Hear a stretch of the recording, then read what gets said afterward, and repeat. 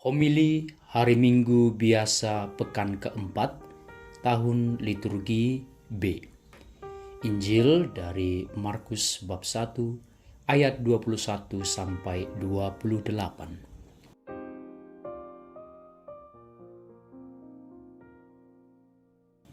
Para saudara yang terkasih, pokok permenungan kita pada homili ini adalah mengusir kuasa roh jahat dengan nama Yesus Kristus, Sang Sabda Allah.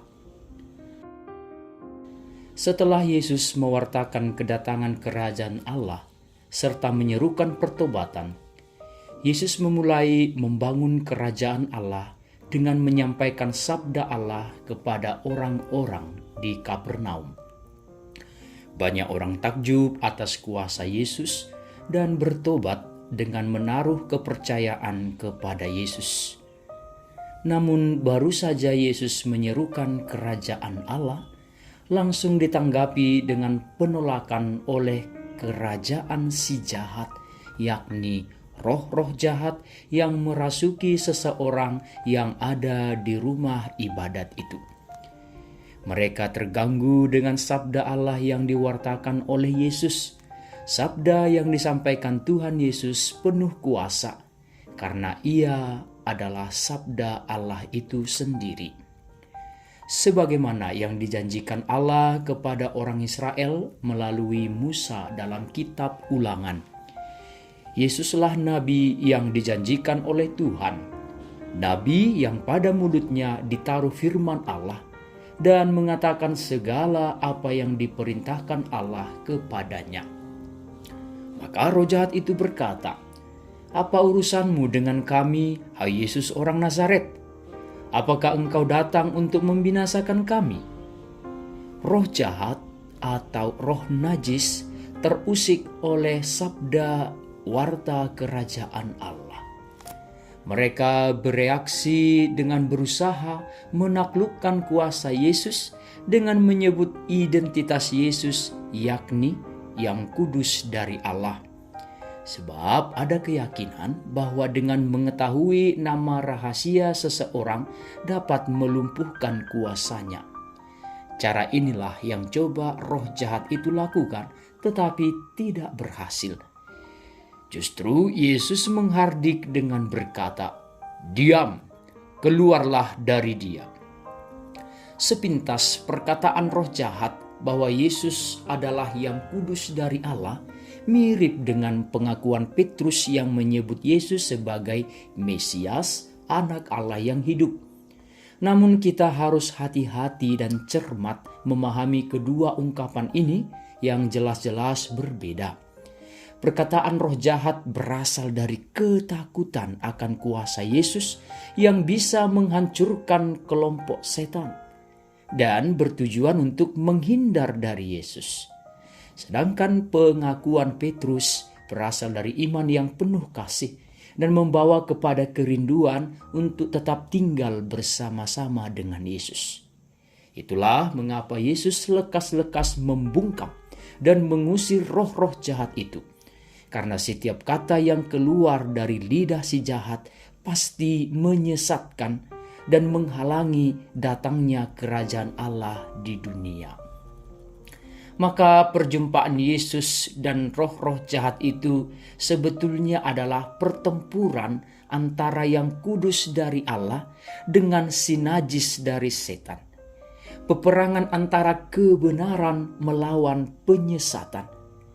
Kuasa Yesus yang menyelamatkan dihadapkan dengan kuasa roh jahat yang menghancurkan dan menyengsarakan. Dan pada akhirnya kuasa Allah dalam firman-Nya, yakni Yesus Kristuslah yang menang dan jaya. Saudara dan saudari terkasih, gereja mengajarkan kepada kita bahwa setan dan roh-roh jahat menurut kodrat memang diciptakan.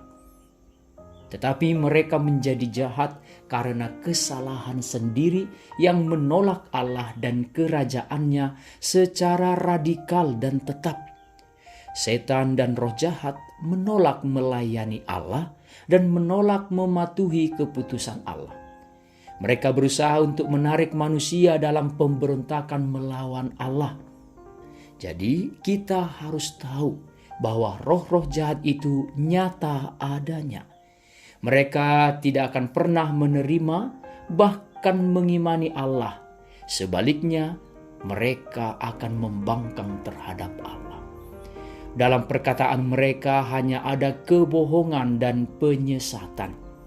Maka gereja mengajak umat supaya tidak bersekutu, apalagi sampai percaya kepada hasutan dan godaan si jahat. Kita harus bijak bahwa banyak cara yang dilakukan dan ditawarkan roh-roh jahat kepada dunia saat ini, supaya semakin menjauh dan meragukan kuasa Allah. Maka kita sebagai umat beriman perlu mengenal cara licik si jahat dalam memperdaya kita pada zaman ini. Marilah kita bercermin, merenung, refleksi, dan menilik lagi atas perjalanan hidup kita dengan berlandaskan ajaran iman gereja yang tertuang dalam Katekismus Gereja Katolik. Mari kita mengukur dan melihat, sudahkah kita setia dengan iman yang teguh kepada Allah, atau masihkah kita terjebak dan terikat dalam belenggu dusta roh-roh jahat? Gereja menyerukan supaya segala macam ramalan yang mempergunakan setan dan roh jahat, pemanggilan arwah yang seakan-akan mereka dapat membuka rahasia masa depan, harus ditolak dan tidak untuk dipercayai dan tidak boleh dilakukan. Gereja juga menolak keyakinan terhadap horoskop dan astrologi. Ini berarti menghubungkan hari atau jam kelahiran dengan posisi planet seolah itu akan mempengaruhi perjalanan hidup kita. Kebiasaan membaca tangan, penafsiran pratanda atau orakel, atau yang artinya percaya pada seseorang yang dianggap bisa meramal akan apa yang terjadi di masa depan. Juga kegemaran pergi ke paranormal, serta keinginan menarik perhatian kekuatan-kekuatan gaib.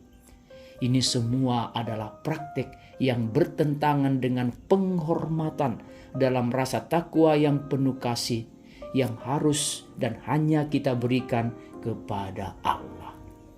Selain itu, gereja juga mengajarkan supaya umat beriman tidak percaya dan harus menolak semua praktik magi, jimat, dan sihir yang ingin menaklukkan kekuatan gaib, dan supaya seseorang mendapatkan suatu kekuatan yang luar biasa atas orang lain, baik karena alasan ingin memberi kesehatan kepada mereka atau untuk mencelakakan orang lain dengan meminta bantuan roh jahat. Tindakan seperti itu harus dikecam dan harus ditolak karena sangat melanggar keutamaan penyembahan kepada Allah. Saudara dan saudariku yang terkasih, roh-roh jahat sangatlah licik. Mereka bisa hadir dalam banyak rupa dan cara. Bahkan mereka seolah menjadi sahabat yang baik bagi manusia. Tapi ingatlah baik-baik, tidak pernah ada kemerdekaan dan keselamatan dalam persekutuan dengan roh-roh jahat. Peganglah selalu sabda Allah, sabda yang mampu mengusir dan menghancurkan kuasa setan. Waspadalah terhadap jebakan roh jahat, sebab ia berkeliling seperti singa yang mencari mangsanya.